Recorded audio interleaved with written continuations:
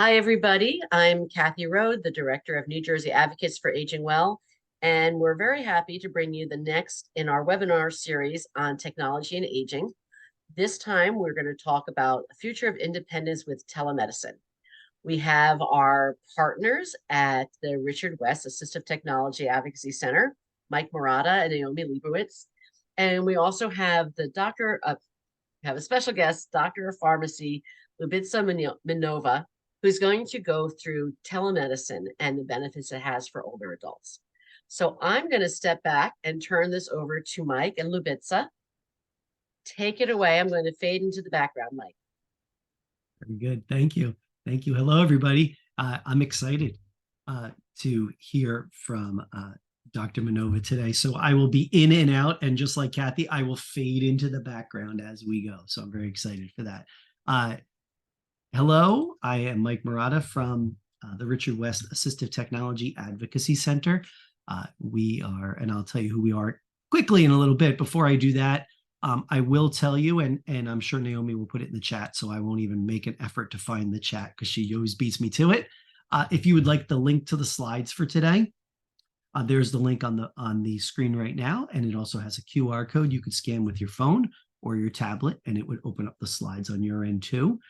This will be both of the presentations are combined. So I know that we have some slides at the front, and then there is the actual presentation slides from Dr. Minova. They're in here as well. So you'll have both of them. And I know that Kathy is recording this, so you will get the recording afterwards. She will send that over to you as well. I saw my chat flash, so I'm assuming Naomi in there. Thank you, Naomi. Appreciate it. That is us. We are the staff of the Richard West Assistive Technology Advocacy Center. I am the director. Naomi is our project lead. And then we also have our intern for the summer, who I was just telling Kathy is wrapping up her summer with us, Charlotte Borgerson, who is not here with us today, but is with our agency for one more week. As we go through, and I think for my part, I would say feel free to turn on your mics if you have questions about the things I share. I will defer to Dr. Minova how she would like to handle her questions. The chat is always available. Please feel free to put those things in there. I always like the idea of these meetings of ours being more participatory and you joining the conversation. I always think of a webinar or try to find ways to make a webinar more of a conversation than just a one-way sharing. So please, that is your open invitation to join us in the discussion, whatever you want. So who are we? Really quickly, we are the Assistive Technology Act project for New Jersey. We are federally funded. Every state in the union has one of these centers. We are the Center for New Jersey. We are housed at Disability Rights New Jersey. We provide a handful of core services across the state to individuals with disabilities and older adults. So ever since the pandemic, our mandate has expanded a bit, which has been exciting. It's allowed us to kind of move into this field of looking to provide supports for older adults. And our goal of our center is to make sure that the individuals that need our services understand what technology tools are out there, how they might be helpful for them, and then ways to get them.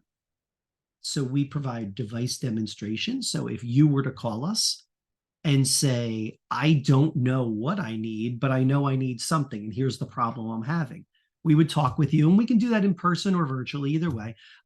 We would listen and talk with you about your needs and then demonstrate different tools for you that might help you so that you can make a decision of what tool might be best for you.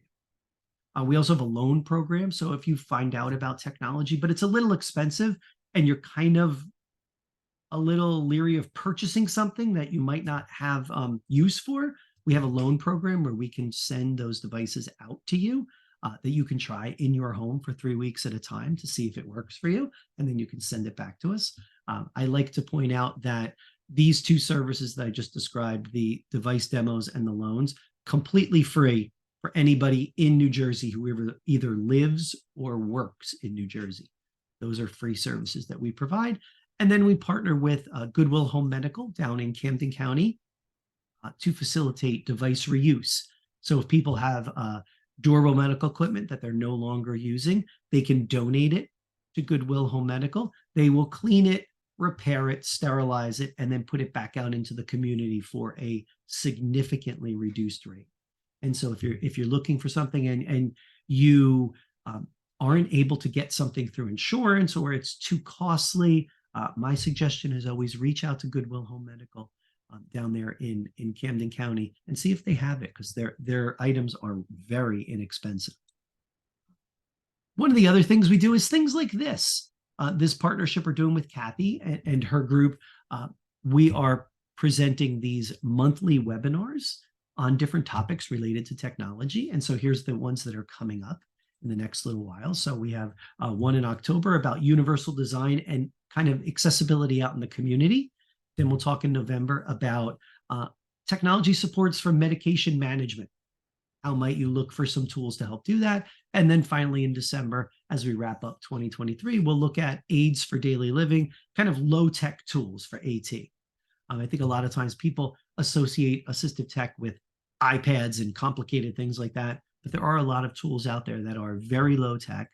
You may see some of them in the store. I know every time I go to a place like Walmart or Walgreens, they have a little rack of different activities for daily living supports that are there. So we'll do that on the 13th. That is the same link you signed up for today's session with. So I hope that we see you there. Our organization also hosts these tech spotlight webinars. These are more technology focused, and these tend to be the people that are the manufacturers or the companies that provide this technology. And so we have a handful coming up, one more in September, a few in October that are very focused on specific technology tools. They're about a half hour. They are free to everyone. If you want to learn more about the webinars we do, our website is the place to go, at4nj.org. That's AT, the number 4, nj.org. Look for the webinars page, and it'll give you all the links to register for our stuff. Finally, one more thing, and then I will be gone. I will drift into the background. We also have, through our federal project, purchased for the entire state access to an online database of recorded webinars about technology. And this comes from the ATIA group, the Assistive Technology Industry Association. This is one of those groups that they have a large learning center of recorded webinars. And these would be kind of a la carte. If you found one you were interested in, you would put it in your cart and pay about $50 for it and then watch it. We have purchased the subscription, so everybody in New Jersey who wants to watch one can do it for free. So if you sign up with the code on the page or use that scan, that QR code to scan into it, and I saw the chat, so I'm going to guess Naomi put it in there. She will in a second. That will get you the code, the official secret code that you can put in to apply to anything you put in your cart.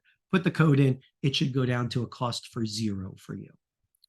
If you try that out and it doesn't work, let one of us know, Naomi or myself, because we'll help you figure out why. You shouldn't have to pay for that.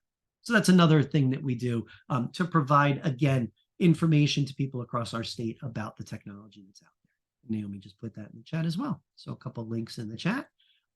And with that, Naomi and I will be in the background. We can answer questions in the chat if you have questions about our information, but I'm going to stop sharing now.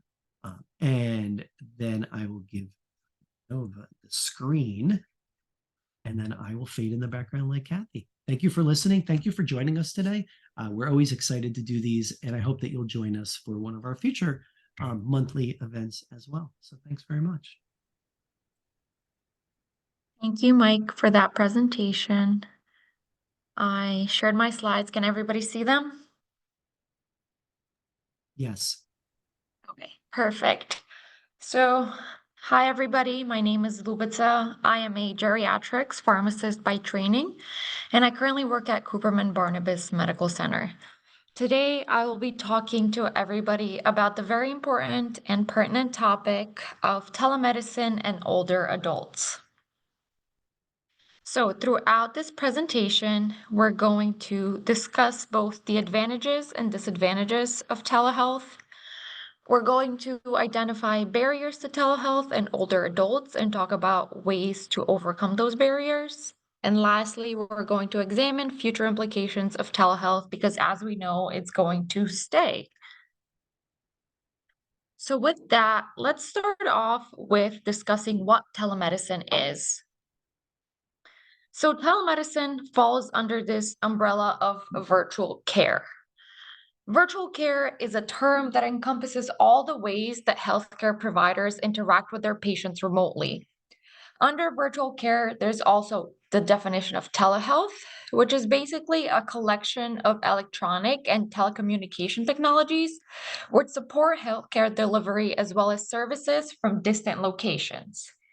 And then telemedicine, or what we're focusing on today, is the actual practice of medicine using telecommunication technology to deliver care from a distance. The official definition of telemedicine is the use of electronic devices such as computers, laptops, cell phones, or tablets for patients to connect with healthcare professionals. So why is telemedicine important? Why did telemedicine start? So as we know, since the COVID-19 pandemic, the access to medical care has been impacted. When the pandemic first began, all efforts were going toward COVID-19 and everything else, all the other regular checkups and doctor visits had been postponed. And a lot of this care was impacted, and patients were not really able to go to the doctor whenever they wanted to. And in addition to that, they were scared.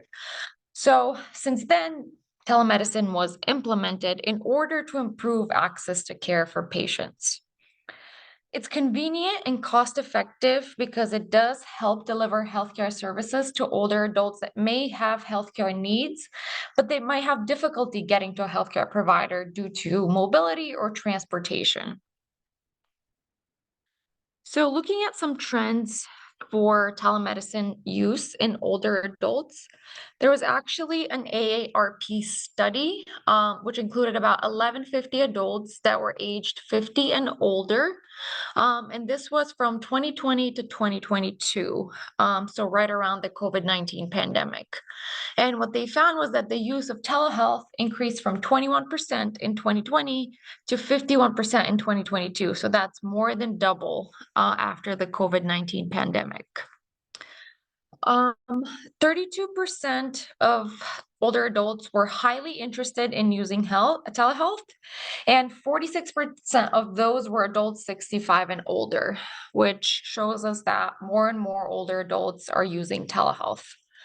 To look into more specific demographics, 17% of women showed higher interest compared to 10% of men. African American patients, about 33% expressed higher interest compared to white and non-Hispanic counterparts. And this was noted to be mostly due to socioeconomic factors such as lack of access to care. In addition, if we look at this statistics a little bit closer, regarding technology use among older adults, in this study, they found that 44% of patients owned a tablet or a computer, 61% owned a mobile phone, and those that were aged 65 or older, 4 out of 5 of them had a smartphone, which is great because with a smartphone, they could utilize telemedicine. And then they also found that 70% of them were internet users, which again helps utilize telemedicine. Here at this chart, we can look at the differences in technology use by age groups as well as time periods.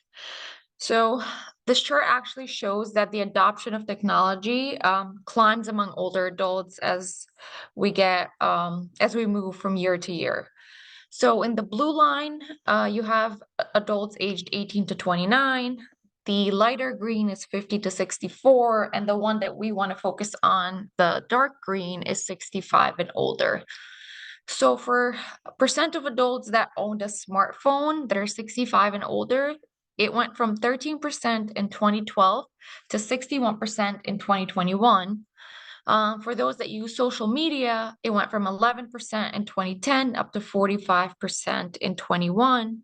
And then for those that owned a tablet or a computer, that number went from 4% to 44% in 21. So as you can see, use of technology as well as social media continues to grow among older adults, which makes use of telemedicine much more easier and convenient. So with that, let's talk about some advantages and disadvantages of using telemedicine in older adults. Some advantages that we can easily think of is that our older adult patients don't really have to leave the house. So that means fewer trips outside of the house, especially if there's transportation concerns. During the COVID-19 pandemic, this was very convenient because there was less exposure to COVID-19 as well as any other illnesses. And with telemedicine, there's a better chance of being seen sooner. A provider is much more likely to squeeze a patient in if it's an emergency, if it's telehealth visit versus having them come into the office. And then the most important part, or one of the most important parts, is that it doesn't cost anything additional. So, why do older adults prefer in-person visits despite all the advantages that we just talked about? There was a survey that was done in adults age 65 or older. This was done at a local senior high-rise community center, and it was in the greater Pittsburgh area. There was about 17 participants, 5 men and 12 women, and it looked at patient satisfaction with telemedicine. So the 17 interviews were conducted, and patients were asked about whether they've used telemedicine services prior to COVID-19 and during the pandemic. Then they looked at the interviews and analyzed them for any recurring themes or comments that the patients had. So what they found was that out of 17 participants, only 3 used telemedicine prior to COVID-19, and 8 used telemedicine during COVID-19. However, 16 of the 17 preferred in-person visits, and of these, 4 patients would agree to use telemedicine if necessary, but they would still prefer in-person visits. There was only 1 person that preferred telemedicine visits. And we can see why these patients answered the way they did. So during the interviews, they were asked about why they preferred in-person visits, and here are some of the answers that they gave. One was comfort. Patients reported that they're able to express themselves more clearly in person and felt like they're being treated with more dignity in person.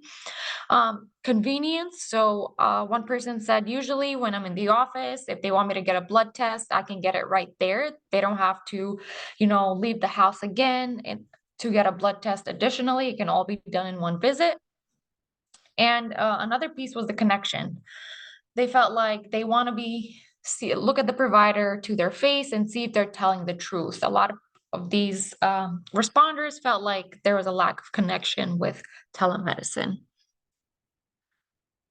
Here are some concerns that another study looked at about telehealth visits. These were adults between the age of 50 and 80 that conducted a survey in June 2020, so right after the COVID pandemic. And some of the concerns they voiced were that 75% of people said that healthcare providers are not able to conduct a physical exam during a telemedicine visit. And these people felt a lot more comfortable when they're in the office and the provider conducts a physical exam so they can properly assess the patient. 67% of them said that the quality of care is not as good in telehealth compared to in-person visits. 45% said they don't feel personally connected to healthcare providers. 25% said that they had difficulty seeing and hearing via the virtual component, and then 24% were concerned about their privacy. So these are all valid reasons. Some other reasons that these patients said that were missing from telehealth visits were the ease of use. So as we know, technology doesn't always work like it's supposed to. There can be issues. It could lead to delays, which can be very frustrating for our patients. They also said establishing rapport is not as easy. Telehealth is not as intimate. You're looking at the provider through a screen. You don't get the same experience that you do in person. And time, they felt like telemedicine felt rushed. Usually when you go to the office, you see a bunch of other people before you see the provider. Here, it's normally just the provider and you get right to the problem, which a lot of people felt like they were rushed and they didn't have enough time to talk about their concerns. So here, there was another study that was a qualitative study which involved about 60 interviews conducted during 2020. And this looked at how telehealth encounters are perceived by older adults with chronic kidney disease, their care partners, and the clinician. So this looks at both patient, caregiver, and provider satisfaction. So first, some of the examples that clinicians gave were that they find telehealth very challenging. They said that time is very limited. They can't physically examine them, so they can't check their blood pressure. They can't see if they have swelling. They can't listen to their lungs. And most of the time, they said that they end up saying, I need to see you in person. So it's pretty much like you're doing double the work. Care partners or caregivers said that, in addition to the telemedicine visit, the patient had to do blood work anyway. She can't do that via the telemedicine, or she had to do a scan, so they had to go in person anyway. And then the patient said that with telehealth, they feel like they're not getting enough teaching in their diseases. So a lot of common and similar answers that we're seeing among all these surveys. Here's a more positive affirmation of how telemedicine can be beneficial. So some providers felt like that the patients are getting the attention they need without the risk of going in person in the clinic and being exposed to possibly COVID-19. Their caregivers said that they can do it by telephone and they can participate, so they don't necessarily have to take time off to go to the office and bring their loved one. And then patients said that there was nothing that made telehealth difficult. They were very comfortable.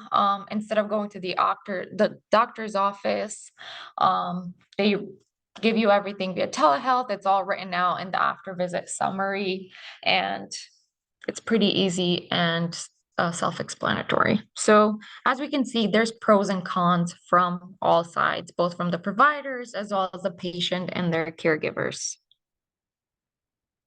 So now, based off those surveys, we can look at some disadvantages of virtual visits in older adults.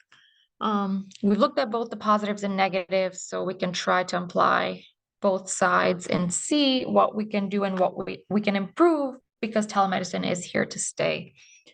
So for our older adults, some of the biggest concerns could be visual impairments. So if our older adults have trouble seeing and they don't have their glasses, it's very hard for them and it's not going to be a smooth visit.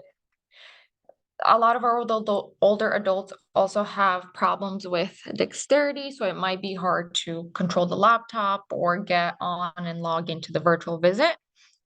There's also hearing impairments, so if they don't have their hearing aids and they don't have anyone with them to help them, this can kind of delay care with telemedicine. And then lastly, cognitive impairment is another con where it can be a disadvantage for older adults and they will need someone else to be there with them when they're doing telemedicine. So looking at some impairment considerations with regards to cognitive impairment, this is an age-related problem that a lot of our patients have, and hearing loss is also frequently co-occurring with cognitive impairment, and this can impede patient-provider communication. Usually these patients are not able to conduct a televisit by themselves, and they usually need someone else. And a lot of these visits are typically much more successful when they're in person. However, if you do have telemedicine, if cognitive impairment is suspected, there can be screening tools that can be used to identify individuals that might need those in-person assessments. And then, as I mentioned, older adults that have hearing loss could face a lot of barriers to telemedicine. And then low socioeconomic positions can also compound a person's ability to engage in a telemedicine encounter. The dual sensory impairments can also interfere with their ability to engage via telemedicine. A statistic showed that more than 10% of adults aged 80 and older have a dual sensory impairment. So now, looking at those positives and negatives, how can we prepare for telehealth appointments with older adults? So first, we want to make sure that someone from your staff, a staff member, contacts the patient before the telehealth visit in order to walk them through the process for starting the visit. You want to make sure that technology is working by verifying that they're connected to the internet, their phone is charged, and then if there's video that can be used, they should also check that the video is working and patient is able to use it. We can also help older adults by reviewing technology basics. So when a staff member is logging in to make sure everything is working, they can make sure that the patient positions their camera appropriately. That way the visit is a lot smoother. They can check for lighting, adjust any audio to the right volume, and unmute. And then for appointments that are audio only or phone based without any video, you want to make sure that these patients have follow-up appointments so they can be seen in person. Review any labs or test results with them and go over any medication changes or refills.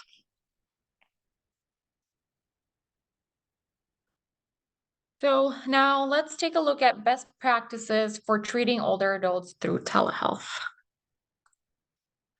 So the first step to best practice is to understand that a lot of patients might not be digitally literate or have an understanding of how video calls work. So one way to kind of combat this is to consider non-video telehealth options such as phone calls or answering follow-up questions via email. And then you also want to allow for extra time during the first telehealth visits because it will give the older adult more time to get adjusted to technology. They may need more time to figure out, how to get online, how to get logged in, how to use the technologies on the telemedicine service or the video chat. So allowing for that extra time is very helpful. And then additionally, using remote monitoring devices such as blood pressure monitors, heart rate monitors, or continuous glucose monitors, if consistently using telemedicine can be helpful because providers get the data right to them. So this minimizes the need for in-person visits. And you can adjust their blood pressure meds or their diabetes meds based on the numbers that you get in real time. So now let's kind of walk through a successful encounter. Some ways of how to make sure that it's a successful encounter is that at the start, you want to make sure that you're into a quiet area, you minimize background noise. That way you can just focus on the patient and the provider. For patients and both for providers, you want to make sure that the camera is positioned where the patient can read your lips and facial expressions, because for a lot of patients, that's how they can understand what is going on. So just make sure they can see you in the camera. And then also be mindful of any barriers to communication. If there is someone else that's present in the room and the patient doesn't want information to be given in front of them, just make sure you're mindful of that and you communicate with the patient alone. And then engage the patient in order to optimize the telemedicine visit. So tell them to increase the volume if they're unable to hear you, if they're unable to see you. Just make sure they're wearing their glasses, or if they need an interpreter, make sure there's someone there to interpret the visit. During the encounter, some things that we can do to make it flow more smoothly is to always speak slowly and clearly, avoid raising voice, because if a patient can't hear you, raising the voice is not going to really help them hear you, but speaking more slowly and clearly usually helps. Be aware of any cues that your patient might not understand you. So if they're just nodding along, if they're looking at their loved ones or a caregiver to respond, it means they're not really understanding what you're saying. Or let's say you're asking a question, you ask them a question about how their blood pressure has been, and they answer you about their blood sugars. Just make sure that they're responding appropriately to you. And if it seems like they're not, make sure you rephrase the questions and paraphrase statements that you're saying. And then lastly, at the end of the encounter, utilize the teach back technique. Ask the patients what they got out of the visit, what the most important points are, and then you yourself can reiterate the main points and the required actions for the patients to do. And then lastly, provide a written summary and instructions. That way they have everything written out and they can easily follow it. So in the next few slides, I will go over some pros and cons of telehealth that physicians gave during interviews that were conducted during a study. So this was a study conducted in order to better understand the experiences of frontline physicians caring for older adults via telehealth during the COVID-19 pandemic. These were interviews conducted between September of 2020 to November 2020, and this included 48 physicians. 18 of the 48 were geriatricians from all over the US that cared for older adult patients. So what they found was that frontline physicians most of the time described telehealth as a more flexible, value-based, and patient-centered mode of healthcare delivery. But they did know that sustainability of telemedicine would really depend on the enacting policies that would help address the access and reimbursement concerns. So here in this slides, here are some important points that were brought up by physicians during the survey. Some positive things that physicians pointed out about telemedicine included that they felt that it was more efficient care and more practical for patients. It enhanced communication with patients and caregivers and reduced burden travel for older adult patients that had mobility issues. And it also relieved physician staffing concerns at facilities. Physicians felt that the digital literacy was not a significant barrier for caring for older adults, and that as the younger generations age, telehealth will be here to stay. Some disadvantages that they noted was that telehealth could transform care delivery, but there needs to be access, and the access issues have to be addressed. The video telehealth a lot of the time requires web-enabled devices such as smartphones or laptops or tablets, and some of our patients can't afford these necessities. And the other concern was that a lot of times our older adult patients need help utilizing telehealth for the first time. And if there's no one to help them, it can be costly, it can be frustrating and consuming. So we need to find ways to work on these issues in order for telehealth to be more successful. Now, some other advantages that were said was that telehealth can improve older adult health by enhancing access to low barrier care. Advantages is that it reduces deferred care, increases timely care. You're more likely to see a patient much quicker if it's virtual versus having to wait for them to come in the office. It does reduce the spread of communicable diseases. They're protected against, any other diseases since they're home. Without telehealth, patients would have really foregone any visits during the pandemic. And this could potentially be devastating because a lot of the chronic conditions that patients had were put aside and all efforts were going towards the COVID-19 pandemic. So this was really something that helped patients stay well. And then in addition, another advantage was that it facilitated communication with patients in assisted living and nursing facilities while they were under strict quarantine rules. So a lot of our patients that were in assisted living facilities were able to be seen via telehealth. Some disadvantages was that regulatory and policy changes are necessary to help improve the older patient experience. So, physicians did acknowledge that FaceTime was preferable to HIPAA-compliant video conferencing platforms due to increased patient access and reduced complexity.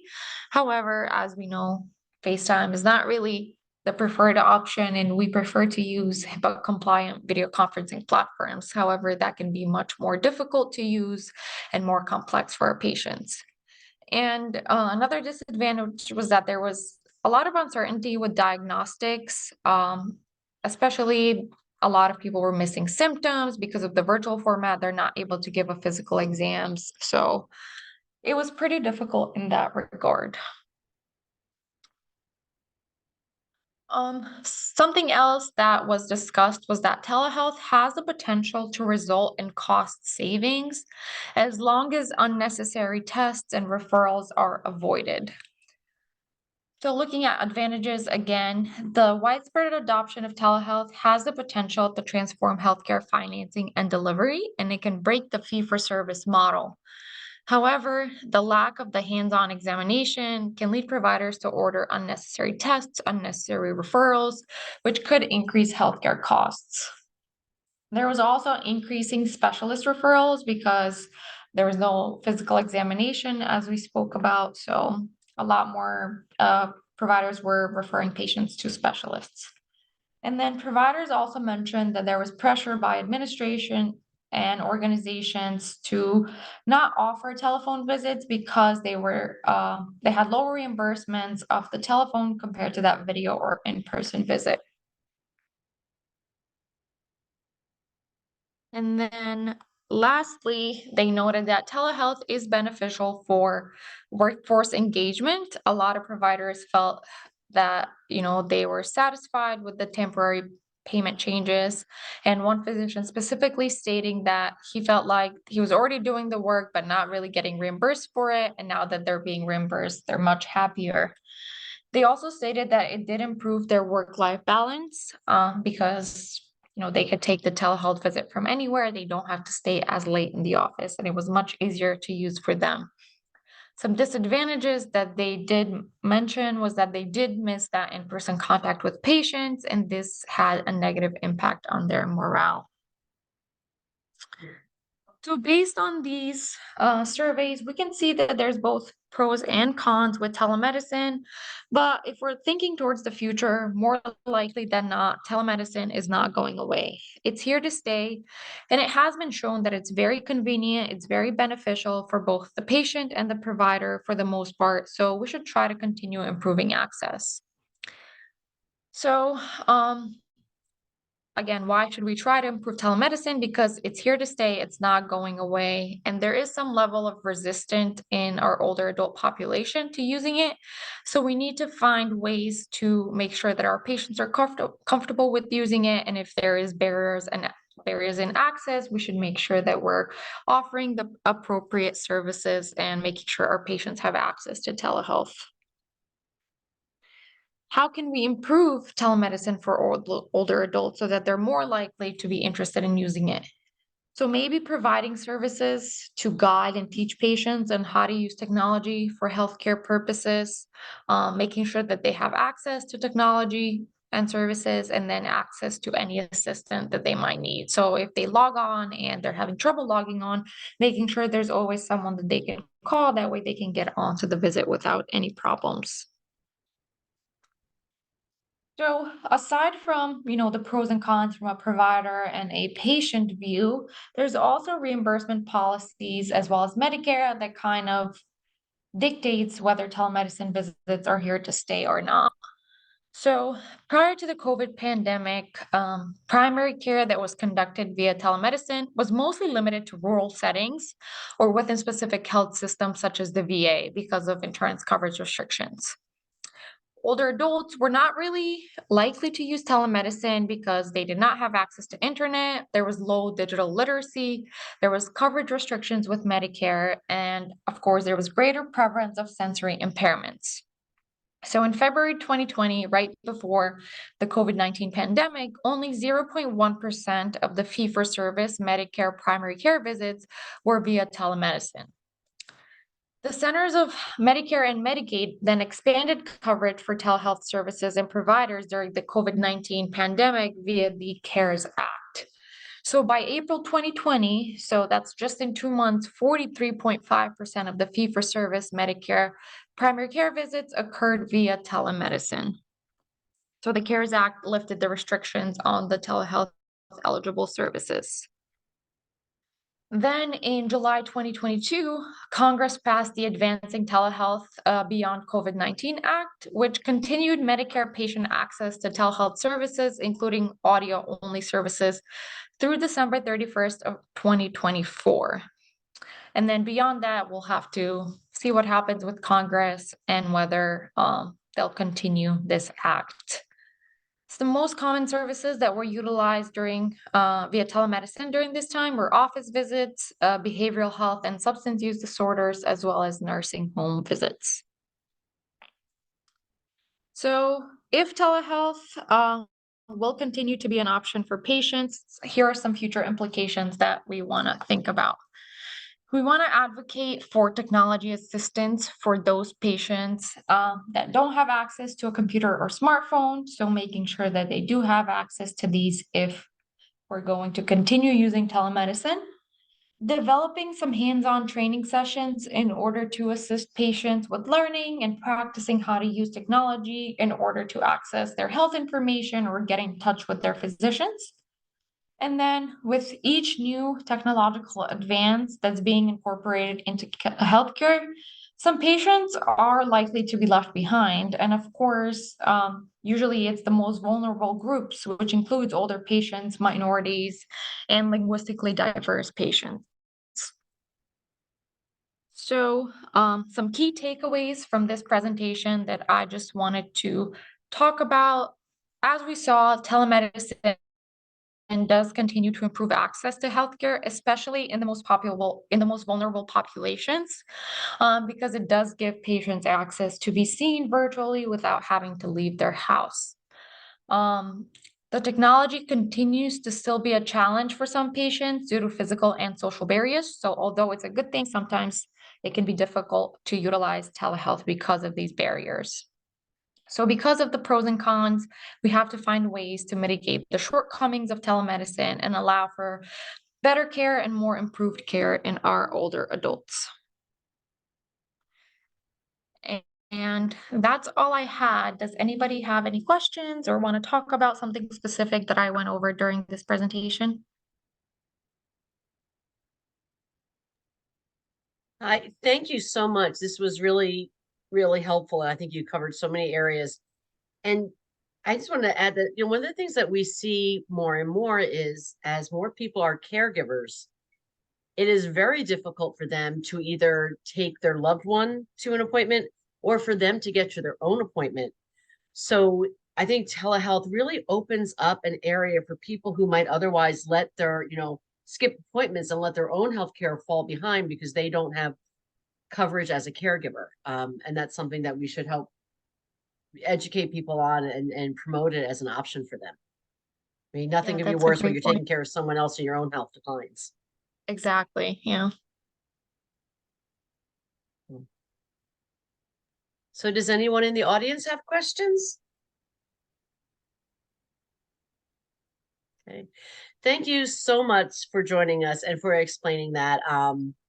Thank you also. She had done a wonderful presentation at our conference this year. So we're going to stop here. We will be sending this recording to all of you along with the slides, and then sending the recording to everybody else who had registered for this. Mike, do you want to remind us what our next webinar is going to be on? Sure. Our next webinar. I felt like I was trapped there for a second, but I actually know this. It's on accessibility in the community, universal design and accessibility in the community. Okay, and that's going to be on October 11th. 11th, yes. All right. Thank you, everybody, for joining us, and we hope to see you again soon. Thanks, everybody. Thank you, everyone.